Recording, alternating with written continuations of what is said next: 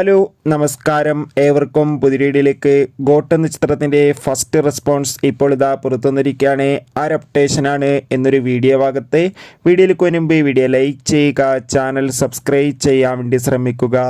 ദളപതി, വിജയ്, സ്നേഹ, പ്രഭുദേവ എന്നൊക്കെ പ്രധാന കഥാപാത്രങ്ങളായി വെങ്കട് പ്രഭുവിൻ്റെ സംവിധാനത്തിൽ നാളെ സെപ്റ്റംബർ 5-ാം തീയതി തിയേറ്ററുകളിൽ എത്താൻ പോകുന്ന ചിത്രമാണ് ഗോട്ട്.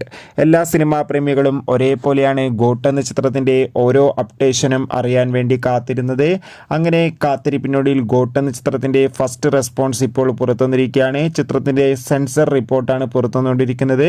ചിത്രം 3 മണിക്കൂറും 3 മിനിറ്റുമാണ് ഉള്ളത്. ഇപ്പോൾ ഇതാ സെൻസർ റിപ്പോർട്ടിൽ സൂചിപ്പിക്കുന്നത് ഗോട്ട് എന്ന ചിത്രം ഒരു പക്ക ആക്ഷൻ എൻ്റർടൈൻമെൻ്റ് ആയിരിക്കുമെന്നും ചിത്രത്തിൽ ദളപതി വിജയുടെ അതിഗംഭീരമായ മാസ് പെർഫോമൻസ് തന്നെ കാണാൻ വേണ്ടി സാധിക്കുമെന്നും.